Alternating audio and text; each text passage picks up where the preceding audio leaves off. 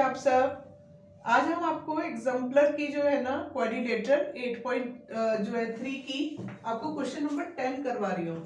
Question number 10 के अंदर ये प्रॉब्लम आपको हर कोई आर डी आर एस किसी में भी होगा, उसकी शेप अलग हो सकती है, लेकिन ये प्रॉब्लम आपको हर जगह मिलेगी और ये बहुत कॉमन नहीं, कॉम्प्लिकेटेड भी है और बहुत इजी भी है। अब इस क्वेश्चन के अंदर आपको बोला गया कि P is the mid point of BC। P BC का मिड पॉइंट है। पैरेललोग्राम ABCD गिवन है such that BAP is equal to DAP। हम यहाँ पे नंबर दे देते हैं तो हमें थोड़ा सा बहुत इजी हो जाता है, हमें बार बार लिखने में उसको आसानी होती है, जल्दी से समझ में आ जाता है कौन सी चीज किसके इक्वल है, राइट। आपको गिवन क्या है, पैरेललोग्राम ABCD और P is the mid point of BC। ये आपको गिवन है BAP is equal to DAP। आपको प्रूफ क्या करना है, AD is equal to 2CD, right.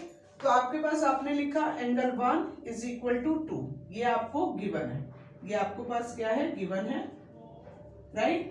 इसको आपने इक्वेशन क्या दे दिया, 1 दे दिया।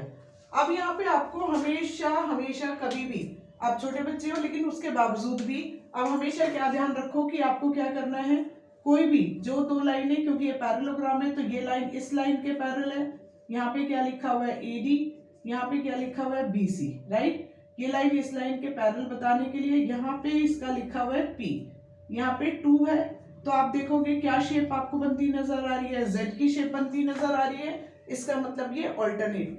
जब भी कभी आपके ऐसे किसी भी क्वेश्चन में आपको प्रॉब्लम आए तो जो भी पैरेलल लाइन है उसके साथ जो भी ट्रांसवर्सल आपको बनता दिखाई दे रहा है, आप उस ट्रांसवर्सल को बनाइए और देखिए क्या वहां पे कोई और Z बन रहा है, F बन रहा है, या कोई इंटीरियर एंगल्स का कोई सम आ रहा है, तो आपकी फटाफट प्रॉब्लम सॉर्ट आउट होगी। यहाँ पे आपने लिखना है कि सिंस आपके पास AD पैरेलल किसके है, BC के, एंड और AB is a transversal, AB is a transversal, ठीक है।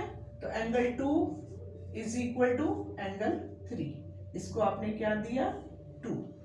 फ्रॉम 1 and 2, फ्रॉम 1 and 2, 1 और 2 में आपने क्या देखा, 2 1 के भी इक्वल है, 2 3 के भी इक्वल है, तो इट मीन्स कि एंगल 1 किसके इक्वल हो गया, एंगल 3 के इक्वल हो गया।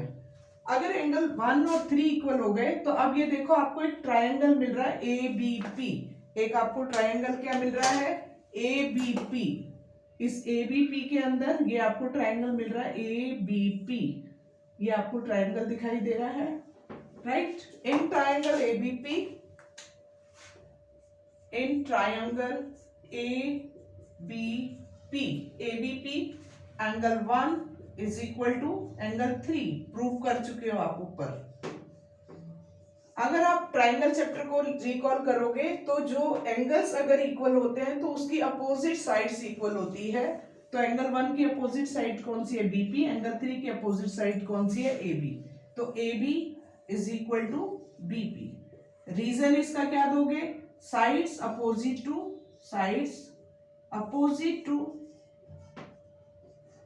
इक्वल एंगल्स, ठीक है। AB is equal to BP आपके पास हो गया। अब यहाँ पे ये यहां तक तो हमारे पास आ गया। अब यहाँ पे उसने हमें ना CD 2 के अंदर पूछा हुआ है, ना हमें AB और BP निकाला है, ना और निकालना हमने क्या है, AD और CD।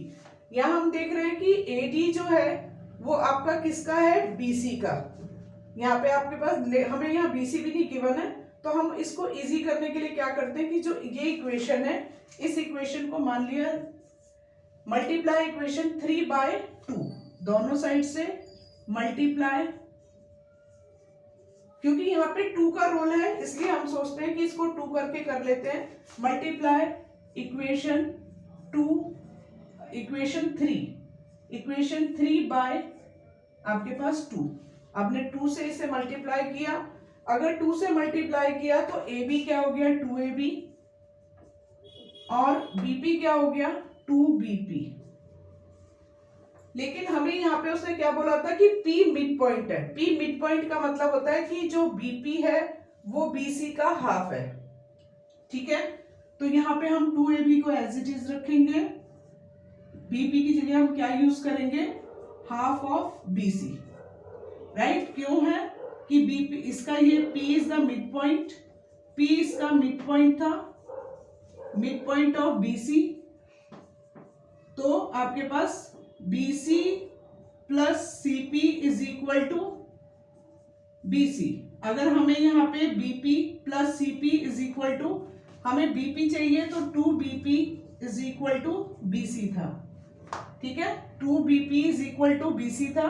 यहाँ पे मेरे पास इसके अंदर इससे करा, ये 2 से 2 और ये मैं हाफ ले लिया था कि ये आपके पास यहाँ पे 2bc था और bp लिया तो कितना हो गया था, हाफ bc। ये आपको इसको पहले भी कर सकते हो, इसे इस जगह पे भी आके कर सकते हो। अब तुमने देखा तुम्हें क्या मिला, AB is equal to BC। हमारी प्रॉब्लम तो अभी भी सॉर्ट आउट नहीं हुई, उसने तो हमें ये बोला होगा। अब AB किसका वो है, अपोजिट है आपके पास, AB किसके उसमें है, AB का अपोजिट साइड कौन सी है, CD, 2CD। BC की अपोजिट साइड कौन सी है, AD, BC की अपोजिट साइड कौन सी है, AD। ये भी आप रीजन बता सकते हो। AB इज इक्वल टू आपके पास किसका है, CD, और BC is equal to AD, opposite sides of parallelogram. यही आपको प्रूव करना था, आप इसको ठीक से लिख सकते हो, AD is equal to 2CD। यही आपको यहाँ पे प्रूव करना था। आप इसको अगर डबल कर लेते हैं तो आपके पास बहुत आसानी है, और इस चीज को आपको याद रखना है, तभी कर सकते हैं। उसके बाद आपका रूल कि आपके पास opposite sides of parallelogram are equal, आपने बताया ये इक्वल है क्योंकि अपोजिट साइड्स ऑफ पैरेललोग्राम है। Hence proved, hence proved. I hope आप सबको बहुत अच्छे से समझ में आया होगा, और अगर आपको पसंद आता है लाइक कर, इसको लाइक भी कीजिए बेटा, और सब्सक्राइब भी कीजिए। और अगर आपको कोई भी डाउट है, अगर आप कुछ भी पूछना चाहते हैं, आप कमेंट बॉक्स में जाकर बताइए। आप लाइक और सब्सक्राइब का हमें वेट रहेगा। धन्यवाद, नमस्कार।